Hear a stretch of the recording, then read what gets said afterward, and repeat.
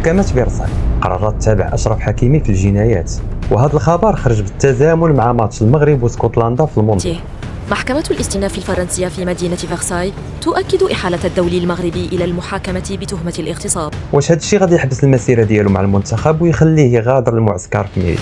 القصة ماشي حاجة جديدة، لكن بدات في فبراير 2023 تهم التحقيق ومراقبة قضائية لأكثر من عام ونص. حكيمي من ديك الساعات هو ساكت وكيعتبر هذا الشيء غير محاولة ابتزاز حيت هو نجم مشهور. حتى نهار الجمعة 19 يونيو المحكمة رفضت تسد هذا الملف وقررت رسميا المتابعة الجنائية. بعد أن تعرضت موكلة للتشهير من قبل محامي الدفاع عن أشرف حكيمي، فإن هذا القرار يبعث في نفسها الشعور بالارتياح والأمل. النقطة اللي خلات كل شيء كيتسائل هي علاش هذا القرار خرج بالضبط في هذا التوقيت ملي المنتخب تعادل مع البرازيل وحكيمي كيوجد الماتش في اسكتلندا. هنا القضاء الفرنسي خرج كيقول باللي هذه مسطرة قانونية عادية. حكيمي ما بقاش ساكت وخرج بتغريدة في منصة اكس: لقد انتظرت هذه المحاكمة منذ اليوم الأول وأنا الآن أترقبها بفارغ الصبر. أخيرا سأتمكن من التحدث. قال باللي كيتسنى هذا النهار باش يهضر ويكشف الحقيقة اللي ضراته هو وعائلته، وباللي كون ما كانش مشهور هذه القضية كاع ما كانت غتكون أصلا.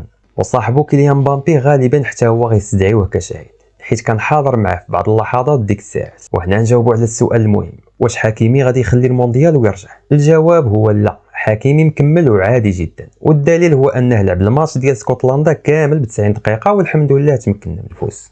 القرار الحالي هو غير تحويل للملف، اما تاريخ الجلسات باقي ما تحددش. هذا الشيء علاش ما كاين حتى شي مانع قانوني اللي يمنع عليه اللعب او لا يفرض عليه السفر. حكيمي دابا تحت ضغط كبير، ولكن كيبان مركز مع الكره وباغي يطوي هذه الصفحه. خليو لي رايكم في التعليقات، واش كتبان لكم هذه القضيه هذه محاوله للتشويش على المنتخب ولا غير اجراء قانوني جا وقته؟